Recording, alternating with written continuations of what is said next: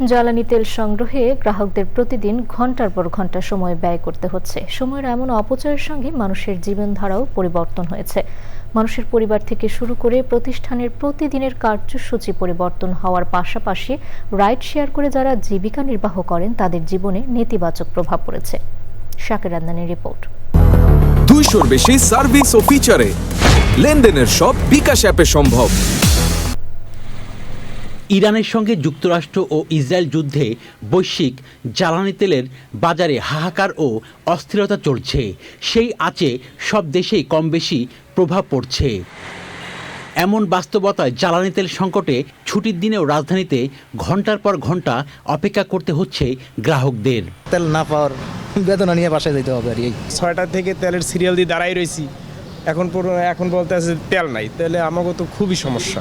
আমি সকাল থেকে প্রায় 4টা-5টা পাম্প ঘুরছি, কোনোটাতে সিরিয়াল পাওয়ার কোনো চান্স পাই নাই। মধ্যরাত থেকে অপেক্ষা করেও তেল না পেয়ে ফেরত যেতে হয়েছে অনেককে। না, আমাদের চাহিদা অনুযায়ী পাচ্ছি না। যেমন আমাদের চাহিদা ন্যূনতম 20,000 লিটার অকটেন, 9,000 লিটার ডিজেল, আমাকে দিচ্ছে 13,500 লিটার অকটেন, 4,500 লিটার ডিজেল। ডিপোতে তেলটা আসতো তাহলে আমি সবাইকে দিয়ে পাতা পারতাম, যেমন ডিপোতে তেলটা দেয় না।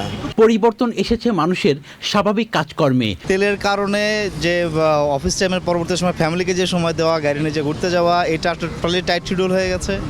অনেক কমায় দিছে যাতায়াত। যেরকম আগে একটু অফিস থেকে বাইরে ওই মার্কেটে যাইতো, ওখানে যাইতো, এখন আর কোথাও যায় না। খালি এখন বলে যে বাসা আর অফিস, আর কোথাও না। প্রভাব পড়েছে রাইড শেয়ারিংয়েও। যে একদিন তেল দিলে হয়তো পরের দিন হাফ বেলা চালাই, দ্বিতীয় বেলা আবার সিরিয়াল দিতে হয় তেলের জন্য, হয়তো 400-500 সিরিয়াল হয়। এই সিরিয়ালের পরে আবার তেল পাই, ওই দিন আর চালানো হয় না, পরের দিন আবার চালাই। আমাদের রাইড শেয়ার করি, আমাদের আসলে এখন আর বদলার কিছু নাই।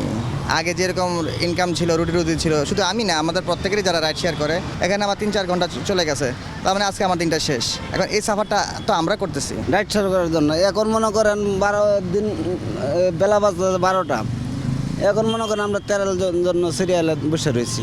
যুদ্ধবিরতির প্রভাব জ্বালানি তেলের বাজারে ইতিবাচক সাড়া ফেলবে সেই আশা বিশ্ববাসীর। শাকের আদনান, চ্যানেল আই, ঢাকা।